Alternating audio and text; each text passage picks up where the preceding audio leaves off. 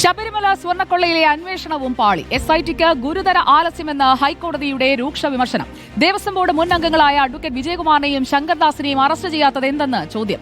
വൻ തോക്കുകൾ രക്ഷപ്പെടാനുള്ള പഴുതൊരുക്കരുതെന്നും ഹൈക്കോടതി മുന്നറിയിപ്പ് നൽകി. ശബരിമല സ്വർണ്ണക്കൊള്ള കേസിൽ SITക്കെതിരെ ഹൈക്കോടതി സിംഗിൾ ബെഞ്ച് ഉയർത്തുന്ന വിമർശനം ഇങ്ങനെ: ഡിസംബർ 5 ശേഷം ഗുരുതര ആലസ്യത്തിലാണ് SIT. A. പത്മകുമാറിനൊപ്പം ദേവസ്വം ബോർഡ് അംഗങ്ങൾക്കും ക്രിമിനൽ ഉത്തരവാദിത്തമുണ്ട്. ദേവസ്വം ബോർഡിലുണ്ടായിരുന്ന മുൻ അംഗങ്ങളായ അഡ്വക്കേറ്റ് വിജയകുമാറിനെയും ശങ്കർദാസിനെയും SIT പ്രതി ചേർത്തില്ല, അറസ്റ്റും ചെയ്തില്ല. ദേവസ്വം ബോർഡ് അംഗങ്ങളെ അറസ്റ്റ് ചെയ്യാത്തത് ആശ്ചര്യകരമാണ്. വിവേചനമില്ലാതെ SIT അന്വേഷണം പൂർത്തിയാക്കണം. ഒരു കാരണവശാലും കുറ്റവാളികളെ വേർതിരിച്ചു കാണരുത്. അന്വേഷണം ഫലപ്രദമല്ല. അന്വേഷണത്തിൽ സംശയമുണ്ട്. സ്വത്ത് സംരക്ഷിക്കേണ്ടവർ സ്വത്ത് സംഹാരകരാകുന്നു.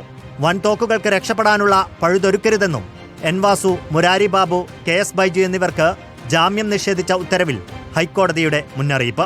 അതേസമയം സ്വർണ്ണക്കവർച്ചാ കേസിലെ FIR ഉൾപ്പെടെയുള്ള രേഖകൾ EDക്ക് നൽകും. SITയുടെ എതിർപ്പ് തള്ളിയാണ് കൊല്ലം വിജിലൻസ് കോടതിയുടെ ഉത്തരവ്. News desk reporter.